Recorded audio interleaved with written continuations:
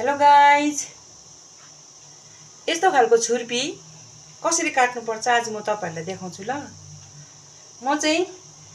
मलाई उता बाहिर देशमा काम गर्नुहुने मेरो नन्द, मेरो भाइहरु, मेरो जति पनि चिनाजनाहरु छ उहाँहरुले चाहिँ मलाई के आउँदाखेरि ल्याइदिनुहुन्छ हो। मैले चाहिँ कहिले पनि डिमान्ड गर्दिन, मलाई यो ल्याइदेऊ त्यो ल्याइदेऊ भन्दिन हो। अनि मैले के पठाइदिनु भन्दाखेरि लास्टमा डल्ले खोर्सानी पनि मैले बनाएको थिएँ, तर मैले डल्ले खोर्सानी चाहिँ मज्जाको हालेको बयममा त्यो चाहिँ भएन हो। लास्टमा मैले के सोचे भने म छुर्पी पठाइदिन्छु भने अनि छुर्पी चाहिँ एकदमै हुन्छ, राम्रो हुन्छ छुर्पी भने कि त्यसै कारणले गर्दा छुर्पी किन्दाखेरि चाहिँ तपाईहरुले नि त्यो सक्लो गोटा छुर्पी नकिन्नुस् हो। यसरी तपाईहरुले यस्तो लामो लामो छुर्पी चाहिँ किलोमा किन्नुस् कि यो चाहिँ म तपाईहरुलाई अलिकति पैसा बाँच्ने कुरा गरेको है ल। अनि यसरी तपाईहरुले किलोमा लामो लामो छुर्पी किनेर यसरी काटेर तपाईले खानुभयो भनेदेखि चाहिँ अझै तपाईहरुलाई अझै सस्तो पर्छ, नाफा पनि हुन्छ। अब यो छुर्पी चाहिँ तपाईले कसरी काट्ने, यो छुर्पी एक प्रकारको कस्तो यो अब येल्लो कस्तो ब्राउन कलरको छ हैन। अब यसलाई अझै तपाईले रातो बनाउनु हुन्छ भनेदेखि चाहिँ फुड कलर हाल्नुपर्छ हो। म चाहिँ यस्तो फुड कलर हाल्छु, यस्तो फुड कलर अलिकति हाल्छु। अनि यस्तै चाहिँ यो कलरले चाहिँ नि छुर्पी खौ मन लाग्दो हुन्छ नि त। अनि म चाहिँ आफै काट्छु छुर्पी चाहिँ। तपाईहरुले कतिजनाले छुर्पीहरु यस्तो यो चाहिँ मिठो हुन्छ नि त, यस्तो छुर्पी चाहिँ अब प्योर हुन्छ हो। तपाईहरुले अब छुर्पी काट्न जान्दैन भन्नुहुन्छ नि, तपाईहरुले चाहिँ पहिला पानी उमाल्नुस् भक डेक्चीमा हो। पानी उमाल्नुस्, अन्त अलिकति यस्तो मन पर्छ भनेदेखि चाहिँ यो फुड कलर हाल्नुस्। हेर्नुस् ल, म तपाईहरुलाई देखाउँछु। मेरो पानी उम्लिँदैछ डेक्चीमा हो। अनि म यही फुड कलर यसरी नै अब म अलिकति हाल्छु।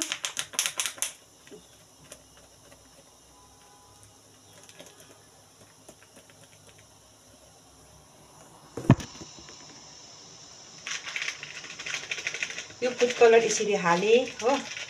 फुड कलर हालेपछि चाहिँ यो पानी चाहिँ रातो हुन्छ, रेड कलरको हुन्छ हो। अनि अझै यो छुर्पी खौ मन पर्दछ, अझै खौ मन लाग्दो हुन्छ छुर्पी चाहिँ क्या। यस्तो हुन्छ नि त हो। अनि यो पानीमा चाहिँ म यो छुर्पी हाल्छु यसरी हो, यसरी हाल्नुपर्छ। अनि यो छुर्पी चाहिँ यसरी हालेर उम्लेपछि चाहिँ यो छुर्पी चाहिँ नरम हुन्छ नि त। नरम भएपछि चाहिँ यसलाई काट्नुपर्छ, बुझ्नुभयो? नजान्नेलाई जस्तो भनेको नि है, किन जान्दैन है तिनीहरूले छुर्पी काट्नु। सबैजनाले कस्तो दामी आइटमहरु बनाउनुहुन्छ है, तिनीहरूले छुर्पी काट्नु त जानिहाल्छ नि है। यो चाहिँ मैले एकदमै क्या अब अलिक सस्तो पर्छ भनेर चाहिँ नि म चाहिँ मेरो हातले चाहिँ सफा गर्दै काटेर पठाउँछु नि त। अन्त अस्ति 2 जनालाई पठाइदिइसकेँ, अब अझै 1 जनालाई पठाउनु पर्ने छ मेरो हो। त्यसकारणले गर्दा यो छुर्पी काटेको अनि म तपाईलाई छुर्पी एकछिन नरम होस् हो, अहिले काट्दै गरेको पनि म तपाईलाई भिडियो गरेर पठाउँछु नि ल। फेरि लामो हुन्छ ल नि त है, बेसी लामो भिडियो राख्दा चाहिँ मेमोरी।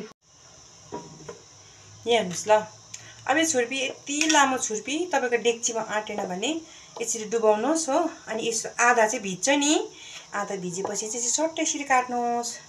छुर्पी काट्ने हात चाहिँ अलिक दह्रै हुनुपर्छ है। यसरी काट्नुहोस् अनि यसलाई यसरी टुक्रा पारेर फेरि पानीमा उमाल्नुहोस्, हुन्छ। छुर्पी चाहिँ यसरी उम्लिन दिनुपर्छ पानीमा। घामको टकले गर्दा राम्रो देखिएन, यसरी पुरा उमाल्नुपर्छ हो। पुरा भन्दाखेरि पनि यसलाई 5-10 मिनट चाहिँ उमाल्नुहोस्। म चाहिँ 5-10 मिनट चाहिँ उमाल्छु। अनि यो नरम भइसकेपछि चाहिँ यसलाई काट्नु थाल्छु म।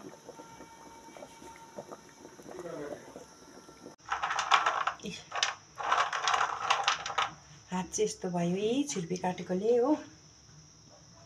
छुर्पी काटिसके, अब छुर्पी त देखेपछि त अब कहाँ नखाइसक्छ है।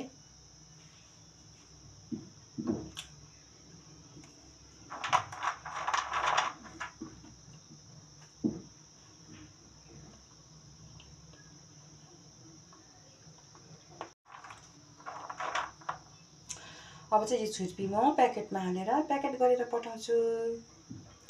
थ्याङ्क यू सो मच मेरो भिडियो हेरिदिनु भएकोमा।